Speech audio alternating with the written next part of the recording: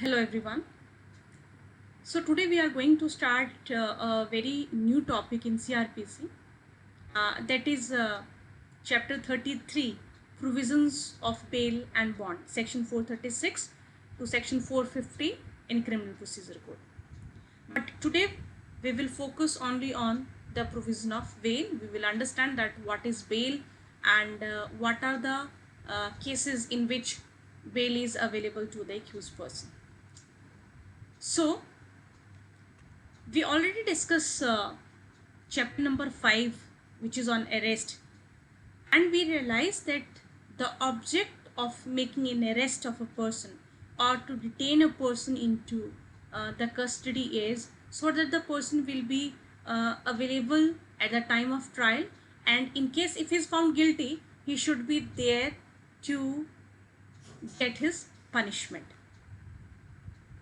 Now imagine if this is otherwise possible, I mean without detaining or without depriving a person from his liberty, if the person is available at the time of trial otherwise without detaining him, it will be really unjust and unfair to detain that person into custody or into a jail during the pendency of trial. And this point, it is really important for us to understand the provision of bail. Now, what is bail? If you see on your screen, I have explained in a very simple way that what is bail, and the very first point will give us an idea that bail is actually not defined in CRPC. It has been defined in the law lexicon as security for the appearance of the accused person on the giving which he is released pending trial or investigation. He is giving a kind of security, surety, that whenever I'm called by the trial court or by the investigating authorities machinery, I will be available there at the time and whenever they ask me to come. So the word bail means to set at liberty a person arrested or imprisoned on security being taken of his appearance in the court on a particular day. Means you are taking an surety, the authorities, the court, the police authorities, they are taking a kind of a security being taken on his appearance with the condition that you will be released on bail, with the condition that you are supposed to be appear on the court on a particular day, and the person is supposed to be comply with the conditions which are mentioned in the bail. So it means that the word bail, it covers release on one's on bond. So person is released on his on bond. Now you can see on your screen that in what cases bail to be taken. So section 436 in CRPC, in subsection 1, it gives us the provisions where the bail is to be taken. So if I read section 436 subsection 1 from the criminal procedure code, the language of subsection 1 said that when any person other than a person accused of a non-bailable offense is arrested or detained without warrant by an officer in charge of a police station, or is appear or is brought before the court and is prepared at any time in the custody of such officer or at any stage on the proceeding before such court to give a bail, such person shall be released on bail. This shall is very important to understand here.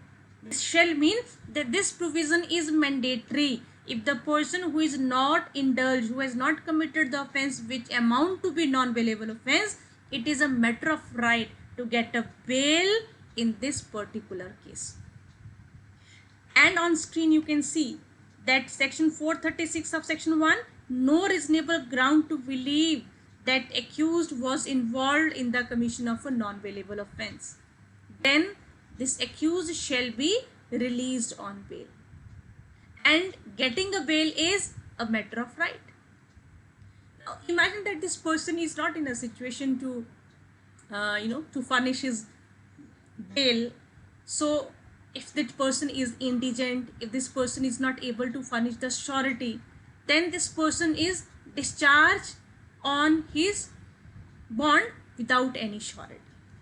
In that situation, the person is released on his bond but without any surety. So I think subsection 1 in section 436 give us an idea. The two important point is there. The person is involved in an offense, but that offense is not a non-bailable offense. Secondly, this person is ready to furnish his bail bond. Thirdly, getting a bail in a bailable offense is a matter of right, so the accused person shall be released on bail. If he is in the police custody, it is a duty of the police officer to inform him that he can get a bail. So getting a bail in a bailable offense is a matter of right. Now, on your screen you can see section 436 subsection 2. Now, I feel that this section 436 subsection 2, particularly subsection 2, is a kind of exception to subsection 1 of section 436. There it was mentioned that a person, if he is not indulged in the commission of a non-bailable offense, getting a bail is a matter of right. But the second part or subsection 2 of section 436 in its language mention it that when a person has failed to comply with the condition of a bail bond as regard with the time and place of attendance, means when the person who abscond or who has broken the condition which are mentioned in the bail bond, then the court may refuse to release him on bail. The court can call upon such person who is bound by such bond, and the court can fine him with the penalty thereon under section 446. It means when a person is released on a bail under the provision of section 436 subsection 1, he is supposed to be comply with the condition of a bail bond. So subsection 2 is exception to subsection 1. Here again the person has committed the offense which is not a non-bailable offense. The offense is a bailable offense. But because he is not complying with the conditions which are mentioned in the bail bond, the court may refuse to release him on a bail, and here we cannot say that now it is a matter of a right to get released on a bail. If he is not complying with the condition on a bail bond, the court may refuse to release him on a bail irrespective of the fact that he has committed an offense which is actually a bailable offense. So I hope you understand the second part of section 436, that is subsection 2. There are some other provisions in CRPC where the bail is mandatory to given by the court. Section 167 subsection 2. If the investigation has been not completed within the prescribed number of days, 60 days, 90 days, I'm sure that you have already discussed this section 167 chapter 12, so there is no need to discuss this again here. So if the investigation is not completed within the prescribed number of days, the person shall be released on bail. Second, although we will discuss section 437 in our next video, but for the time being we will understand that if there is no reasonable ground for believing that the accused is guilty of a non-bailable offense, but there is a sufficient for further inquiry, in that situation, in that circumstances, the person shall be released on bail. And further subsection 6 of section 437 mention it that if trial is not concluded within 60 days, it is mandatory to release that person on a bail. Then if the trial is completed, trial is concluded, the judgment is about to be delivered on some other date, and this trial conclude that the person is not committed the non-bailable offense, then the person will be released on bail after the conclusion of trial but before the final judgment is pronounced by the court. Section 437 subsection 7 discuss this. We will discuss in detail in our next video.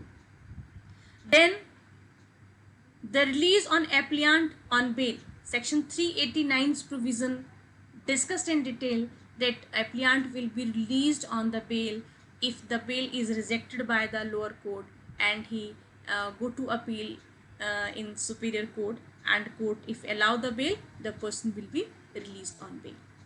Right. So this is all about the basic concept of the bail, and section 436, the cases where the bail is provided to the accused person. So thank you so very much for watching.